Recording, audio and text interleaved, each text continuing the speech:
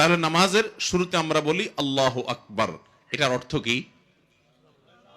আল্লাহু আকবারের অর্থ কি ভাই? আল্লাহ বড় না আল্লাহ সবচেয়ে বড়? আকবার শব্দের অর্থ কিন্তু শুধু বড় না, আকবার মানে কি? সবচেয়ে বড়, যে এর চেয়ে বড় আর হতে পারে না। আল্লাহ সবচেয়ে মহান, সবচেয়ে বড়।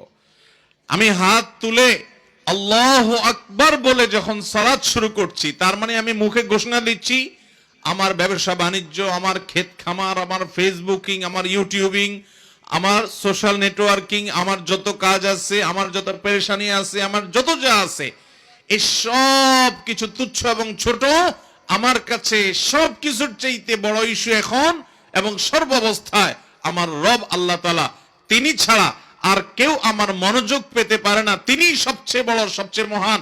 অতএব আমার পূর্ণ মনোযোগ, আমার পূর্ণ ধীর স্থিরতা, আমার পূর্ণ আন্তরিকতা, পূর্ণ ভক্তি, ভালোবাসা, সবকিছু সবচেয়ে বড় যিনি, তিনি পাবেন। কারণ এর চাইতে বড় তো আর কেউ নাই যে আমি তাকে মনোযোগ দেব।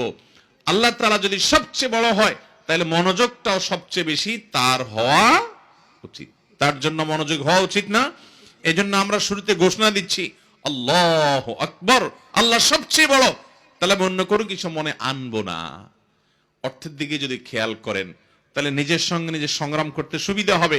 নফসকে, প্রবৃত্তিকে বলতে পারবেন, তুমি না মুখে ঘোষণা দিছো আল্লাহু আকবার, আল্লাহ সবচেয়ে বড়, তাহলে তুমি কিভাবে এখন এই মুহূর্তে নামাজের মধ্যে দোকানের কথা চিন্তা করছো? তুমি কিভাবে এখন ওই অমুকের কথা চিন্তা করছো, তমুকের কথা চিন্তা করছো?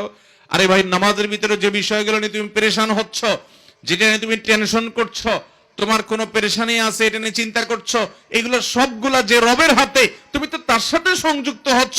অতএব ওই সমস্ত চিন্তা না করে রবের সাথে নেটওয়ার্কটা মজবুত করো, পূর্ণ মনোযোগ দাও, তোমার সমস্ত সমস্যার সমাধান রব করে দিবেন ইনশাআল্লাহ। ভাইরা আমার, এজন্য বুঝতে হবে যে আমি কি বলতেছি। আল্লাহু আকবার মানে আল্লাহ সবচেয়ে বড়। এরপরে আমি হাত বেঁধে সর্বপ্রথম কাজ করি দোয়া ইস্তিফতাহ, নামাজ শুরুর দোয়া। আবু দাউদ এবং তিরমিজি বর্ণিত হাদিসে যে দোয়াটি আছে সেটি আমাদের সমাজে, আমাদের দেশে বেশিরভাগ মানুষ আমরা পড়ি, সুবহানাকাল্লাহুম্মা ওয়া বিহামদিকা ওয়া তাবারাকা ইসমুকা ওয়া তাআলা জাদ্দুকা ওয়া লা ইলাহা গায়রুক। দেখেন, এই যে সানা, এই যে নামাজ শুরুর দোয়াটা, এটা দেখবেন আপনি অর্থের দিকে খেয়াল করলে অবাক হবেন। সুবহানাল্লাহ, আল্লাহর সাথে কিন্তু আপনি কথা বলছেন, আল্লাহকে আপনি ডেকে ডেকে কথা বলছেন, অ্যাড্রেস করছেন। আপনি কাউকে অ্যাড্রেস করছেন আর মনোযোগ তার দিকে নাই, এটা তো অভদ্রতা, এটা তো অসৌজন্যতা, এটা তো বেয়াদবি, এটা তো অসম্মান করার মতো হয়। আপনি যখন এটার অর্থের দিকে খেয়াল করবেন, তখন আপনার নফস অন্যদিকে যেতে পারবে না। তুমি না আল্লাহর সাথে কথা বলছো, তোমার মনোযোগ কিভাবে অন্যদিকে যায়? সাথে সাথে নফসকে আপনি কান ধরে আবার ফেরত আনতে পারবেন। সুবহানাকাল্লাহুম্মা এর অর্থ হলো, হে আমার আল্লাহ, হে আল্লাহ, আমি আপনার পবিত্রতা বর্ণনা করছি।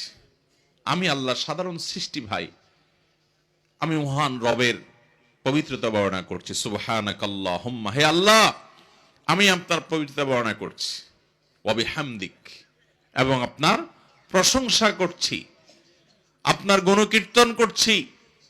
সুবহানাকাল্লাহুম্মা ওয়া বিহামদিকা ওয়া তাবারাকা ইসমুকা, এবং আপনার নাম এটা মহান, এটা বরকতময়, আপনার নাম এটা বরকতময়।